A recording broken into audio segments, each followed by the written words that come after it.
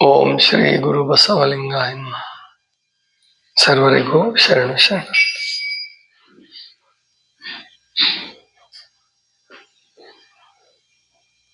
ಮೊನ್ನೆ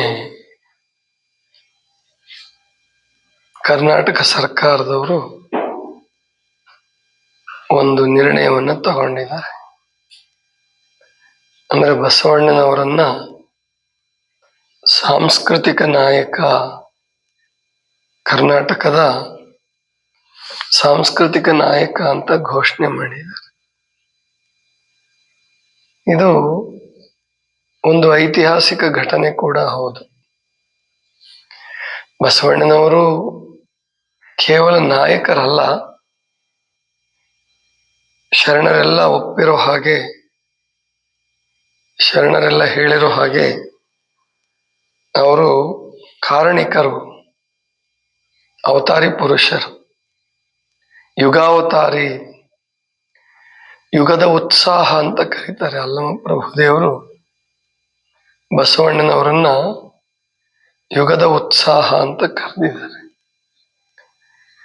ಅಂದ್ರೆ ಅವರು ಸಾವಿರಾರು ವರ್ಷಗಳ ನಂತರವೂ ಕೂಡ ಅವರ ಉಪದೇಶಗಳು, ಅವರ ಬದುಕು ಅದು ಅನುಕರಣೀಯವಾಗಿರುತ್ತೆ ಮತ್ತು ಸ್ಮರಿಸಲ್ಪಡುತ್ತೆ. ಅಂತ ಒಬ್ಬ ವಿಶೇಷ ವ್ಯಕ್ತಿ ಬಸವಣ್ಣನವರು. ಇದು ಸುಮಾರು 40-50 ವರ್ಷದ ಹಿಂದೆ ಆಗಿದ್ರೆ ಇನ್ನೂ ಸಂತೋಷ ಪಡ್ತಿದ್ವಿ. ಯಾಕೆಂದ್ರೆ ಸರ್ಕಾರ ಒಪ್ಕೊಂಡಾಗ, ಸರ್ಕಾರ ಘೋಷಣೆ ಮಾಡಿದಾಗ ಅದು ಅಧಿಕೃತ ಆಗತ್ತೆ. ಈಗ ನಾವೆಲ್ಲ ಏನು ಬಸವ ತತ್ವ ಪ್ರಸಾರ ಮಾಡಲಿಕ್ಕೆ ಏನು ಕಷ್ಟಪಡ್ತಾ ಇದ್ದೀವಿ, ಹೆಣಗ್ತಾ ಇದ್ದೀವಿ, ಅದು ಸರ್ಕಾರದಿಂದ ಬಹಳ ಸುಲಭವಾಗಿ ಆಗತ್ತೆ, ಅಧಿಕೃತ. ಮತ್ತು ಮುಂದಿನ ಜನಾಂಗ ಸರ್ಕಾರದ ನಿರ್ಣಯವನ್ನ ಅದನ್ನ ಮಾನ್ಯ ಮಾಡಲೇಬೇಕು, ಮಾಡುತ್ತೆ. ಮತ್ತು ಎಲ್ಲ ದೃಷ್ಟಿಯಿಂದ ತತ್ವ ಪ್ರಸಾರದ ದೃಷ್ಟಿಯಿಂದ ಮತ್ತು ಶಿಕ್ಷಣದಲ್ಲಿ ಬಸವಣ್ಣನವರ ತತ್ವಗಳನ್ನ, ಬಸವಣ್ಣನವರ ಬೋಧನೆಗಳನ್ನ ಇನ್ನು ಹೆಚ್ಚು ಹೆಚ್ಚು ಅಳವಡಿಸ್ಲಿಕ್ಕೆ ಅನುಕೂಲ ಆಗುತ್ತೆ. ಇದು ಅನುಕೂಲದ ದೃಷ್ಟಿಯಿಂದ ಒಳ್ಳೆಯದು. ಇನ್ನು ಐತಿಹಾಸಿಕ ದೃಷ್ಟಿಯಿಂದ ಕೂಡ ಬಹಳ ವಿಶೇಷವಾದ ನಿರ್ಣಯ ಇದು. ಅಂದ್ರೆ 1924ರಲ್ಲಿ ಮಹಾತ್ಮ ಗಾಂಧೀಜಿಯವರು ಕರ್ನಾಟಕದ ಬೆಳಗಾವಿಯಲ್ಲಿ ನಡೆದಂತಹ ಕಾಂಗ್ರೆಸ್ ಅಧಿವೇಶನದ ಅಧ್ಯಕ್ಷತೆ ವಹಿಸಿದ್ರು. ಹಾಗೆ ವಹಿಸಿದಾಗ ಹರ್ಡೇಕರ್ ಮಂಜಪ್ಪನವರು ಹಿಂದಿಯಲ್ಲಿ ಒಂದು ಸಣ್ಣ ಪುಸ್ತಕವನ್ನು ಬರೆಸಿ, ಅಂದ್ರೆ ತಾವು ಬರೆದು ಕನ್ನಡದಲ್ಲಿ ಅದನ್ನು ಹಿಂದಿಗೆ ಅನುವಾದ ಮಾಡಿಸಿ, ಮಹಾದಾಸೋಹಿ ಬಸವೇಶ್ವರ್ ಅಂತನೋ ಕಾಯಕ ಮತ್ತು ದಾಸೋಹದ ಬಗ್ಗೆ ಮತ್ತು ಬಸವಣ್ಣನವರ ಉಪದೇಶಗಳ ಬಗ್ಗೆ ಗಾಂಧೀಜಿಯವರಿಗೆ ಪರಿಚಯ ಮಾಡಿಕೊಡ್ತಾರೆ. ಅಷ್ಟು ಗದ್ದಲದ ನಡುವೆಯೂ ಕೂಡ ಬಹಳ ಕೆಲಸ ಗಾಂಧೀಜಿಯವರಿಗೆ. ಅಂದ್ರೆ ಭೇಟಿ ಆಗೋದು, ಎಲ್ಲರ ಜೊತೆ ಮಾತಾಡೋದು, ಅಧ್ಯಕ್ಷೀಯ ಭಾಷಣ ತಯಾರಿ ಮಾಡ್ಕೊಳ್ಳೋದು, ಅಂತಹದ್ರ ನಡುವೆಯೂ ಕೂಡ ಮಂಜಪ್ಪನವ್ರು ಕೊಟ್ಟಂತಹ ಪುಸ್ತಕವನ್ನು ಓದಿ ತುಂಬಾ ಸಂತೋಷ ಪಡ್ತಾರೆ. ಅದಕ್ಕಿಂತ ಹೆಚ್ಚು ಗಾಂಧೀಜಿಯವರಿಗೆ ಸಂತೋಷ ಆಗಿದ್ದು ಮಂಜಪ್ಪನವರು ಸಂಘಟಿಸಿದಂತಹ ದಾಸೋಹದ ರೀತಿ. ಅಂದ್ರೆ ಪ್ರಸಾದ ಚೆಲ್ಲಲಾರದ ಹಾಗೆ, ವ್ಯರ್ಥ ಆಗಲಾರದ ಹಾಗೆ ನೀಡೋರು ಮತ್ತು ಪ್ರಸಾದ ಸ್ವೀಕರಿಸೋರು ಒಂದು ತರಬೇತಿ ರೀತಿಯಲ್ಲಿ ಮಂಜಪ್ಪನವ್ರು ಮಾಡಿರ್ತಾರೆ. ಭಾರತೀಯ ಬಸವದಳ ಅಂತ ಮಾಡಿಕೊಂಡು, ಅವಾಗ್ಲೇನೆ ಆಗ ಮಂಜಪ್ಪನವ್ರಿಗೆ ಇನ್ನೂ ಕೇವಲ ಒಂದು 35-36 ವರ್ಷ ಇರ್ಬೋದು. ಅಂಥ ಒಂದು ಅದ್ಭುತವಾದ ಸಂಘಟನೆ ಮಾಡಿರ್ತಾರೆ. ಅದನ್ನ ನೋಡಿ ಗಾಂಧೀಜಿಗೆ ಇನ್ನೂ ಸಂತೋಷ ಆಗತ್ತೆ. ಅವರು ತಮ್ಮ ಅಧ್ಯಕ್ಷೀಯ ಭಾಷಣದಲ್ಲಿ ಬಸವಣ್ಣವ್ರನ್ನ ಕುರಿತಾಗಿ ತುಂಬಾ ಪ್ರೀತಿಯಿಂದ ಮಾತಾಡ್ತಾರೆ. ಬಸವಣ್ಣನವರು ಸಿದ್ಧ ಪುರುಷರಾಗಿದ್ರು, ನಾನು ಸಾಧಕನಾಗಿದ್ದೇನೆ ಮತ್ತು ಬಸವಣ್ಣನವರು ನಡೆದು ನುಡಿದಂತಹ ಎಲ್ಲಾ ತತ್ವಗಳನ್ನ ನನ್ನ ಕೈಲಿ ಆಚರಣೆ ಮಾಡ್ಲಿಕ್ಕಾಗಲ್ಲ. ಮತ್ತು ಇವತ್ತೇನಾದ್ರೂ ಬಸವಣ್ಣವ್ರು ಇದ್ದಿದ್ರೆ ಜಗತ್ತಿಗೆ ಪೂಜ್ಯರಾಗ್ತಿದ್ರು ಅಂತ ಕೂಡ ಗಾಂಧೀಜಿ ಮಾತಾಡ್ತಾರೆ. ಬಸವಣ್ಣನವರು ಉಪದೇಶಿಸಿದ ಮತ್ತು ನಡೆದು ತೋರಿದ ತತ್ವಗಳಲ್ಲಿ ಮುಖ್ಯವಾಗಿ ಅಸ್ಪೃಶ್ಯತಾ ನಿವಾರಣೆಯನ್ನ ನಾನು ಕೈಗೆತ್ಕೊಂಡಿದ್ದೀನಿ. ಅವರ ಕಾಯಕ ಪ್ರಜ್ಞೆ ಅದು ನನಗೆ ತುಂಬಾ ಸಂತೋಷವನ್ನು ಕೊಟ್ಟಿದೆ. ಆ ವಿಷಯದಲ್ಲಿ ನಾನು ಅನುಷ್ಠಾನ ಮಾಡ್ತಾ ಇದ್ದೀನಿ. ನೀವು ಬಸವಣ್ಣನವರ ಅನುಯಾಯಿಗಳಾದಂತಹ ನೀವು ಬಸವಣ್ಣನವರು ನಡೆದು ತೋರಿಸಿದಂತಹ ತತ್ವಗಳನ್ನು ನೀವು ಅನುಸರಣೆ ಮಾಡಿ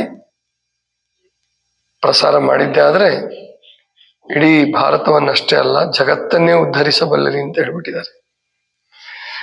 ನಮ್ಮ ಕೈಲಿ ನಾವು ಎಷ್ಟರ ಮಟ್ಟಿಗೆ ಅದನ್ನು ಮಾಡ್ತಾ ಇದೀವೋ ಬಸವ ಭಕ್ತರು, ಬಸವ ತತ್ವಾನುಯಾಯಿಗಳು ಗೊತ್ತಿಲ್ಲ.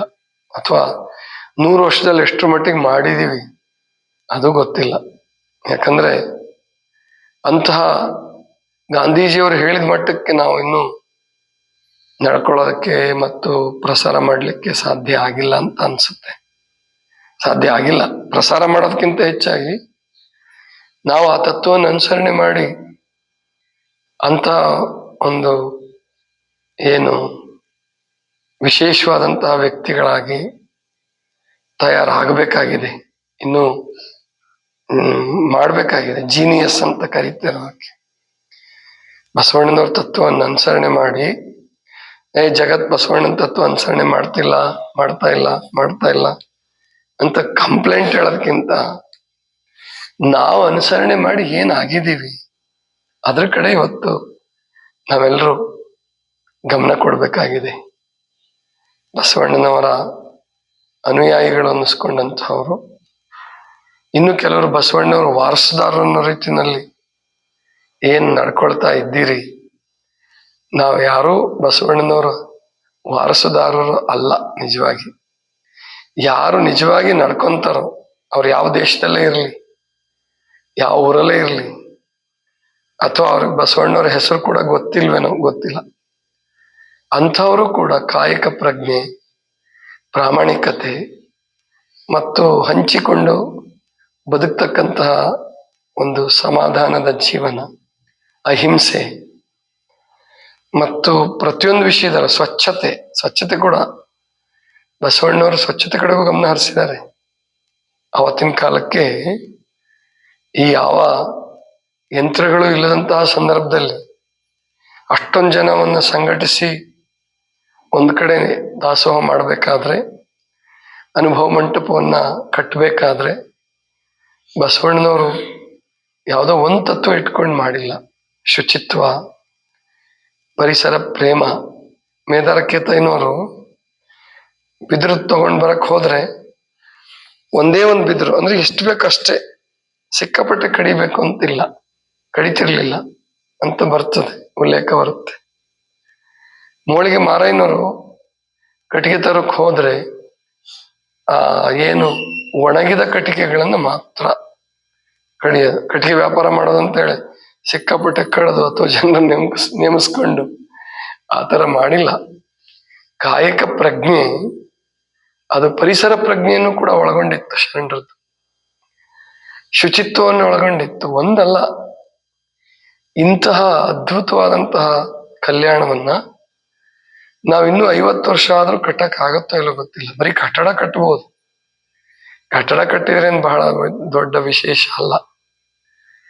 ಆದ್ರೆ ಆ ಶುಚಿತ್ವ, ಆ ಪರಿಸರ ಪ್ರೇಮ, ಆ ಜ್ಞಾನ, ಆ ಶಿಕ್ಷಣ ಪ್ರೇಮ, ಆ ಶಿಕ್ಷಣದ ಪ್ರಸಾರ, ರಾತ್ರಿ ಶಿಕ್ಷಣ ಅಥವಾ ಏನು ವಯಸ್ಕರ ಶಿಕ್ಷಣ, ಇಂಥವನ್ನೆಲ್ಲ ಅವತ್ತಿನ ಕಾಲಕ್ಕೇನೆ ಜಾರಿಗೊಳಿಸಿದ್ರು ಬಸವಣ್ಣವರು.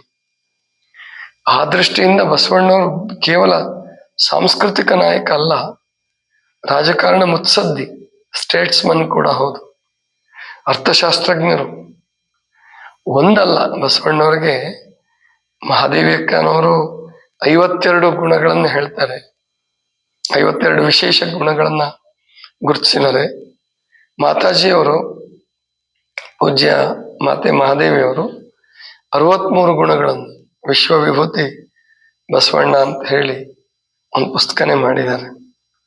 ಮತ್ತು ಇವತ್ತು ನಾವೆಲ್ಲ ಹೆಮ್ಮೆ ಪಡ್ತಾ ಇದ್ದೀವಿ, ಸಂತೋಷ ಪಡ್ತಾ ಇದ್ದೀವಿ, ಸಾಂಸ್ಕೃತಿಕ ನಾಯಕ ಅಂತ ಸರ್ಕಾರ ಘೋಷಣೆ ಮಾಡುವುದರ ಹಿಂದೆ ಮಾತಾಜಿಯವರ ಪ್ರಯತ್ನ ಕೂಡ ಇದೆ.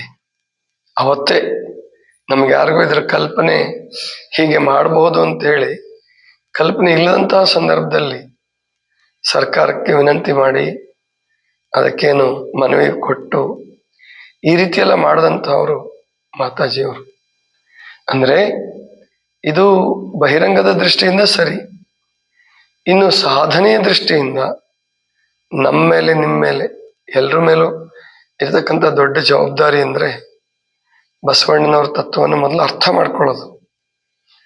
ಅರ್ಥ ಮಾಡ್ಕೊಳ್ಳದೆ ಹೋದ್ರೆ ಅನುಷ್ಠಾನ ಮಾಡಕ್ ಸಾಧ್ಯನೇ ಇಲ್ಲ. ಅರ್ಥ ಮಾಡ್ಕೊಂಡಿದ್ದಾರೆ, ಈಗ ಅರ್ಥ ಮಾಡ್ಕೊತಾ ಇದ್ದಾರೆ ಎಷ್ಟೋ ಜನ. ಅರ್ಥ ಮಾಡ್ಕೊಳ್ಳೋದು ಮೊದಲನೇ ಮೆಟ್ಟಿಲು, ಅನುಷ್ಠಾನ ಮಾಡೋದು, ಅದರ ಮೂಲಕ ನಮ್ಮ ಜೀವನವನ್ನ, ನಾಡಿನ ಜೀವನವನ್ನ, ದೇಶದ ಜೀವನವನ್ನ ಸುಧಾರಿಸಿದ್ರೆ ಮಾತ್ರ ಅದು ನಾವು ಬಸವಣ್ಣನವರ ತತ್ವಕ್ಕೆ ಸಲ್ಲಿಸ್ತಕ್ಕಂತಹ ಕೊಡುಗೆ, ಸೇವೆ. ಇಲ್ಲದೆ ಹೋದ್ರೆ ಬರೀ ಭಾಷಣ ಮಾಡಿ ನಮ್ಮ ಜೀವನ ಮಾತ್ರ ಅಧೋಮುಖವಾಗಿ, ಅಥವಾ ಏನು ಸಮಯ ಪಾಲನೆ ಇಲ್ಲ, ಆರೋಗ್ಯ ಇಲ್ಲ, ಆನಂದ ಇಲ್ಲ, ಬರೇ ಜಗಳ, ಕೋಪ, ತಾಪ ಇಂಥದ್ರಲ್ಲೇ ಮುಗಿಸ್ಕೊಂಡ್ಬಿಟ್ವಿ ಅಂದ್ರೆ ಅದು ಬಸವಣ್ಣನವರಿಗೆ ಮಾಡುವ ಅಪಚಾರ ಅಂತಾನೆ ಹೇಳಬೇಕು. ಅದನ್ನ ಎಲ್ಲರೂ ಅರ್ಥ ಮಾಡ್ಕೋಬೇಕು. ಇದಿಷ್ಟು ಇವತ್ತಿನ ಚಿಂತನ. ಸರ್ವರಿಗೂ ಶರಣ.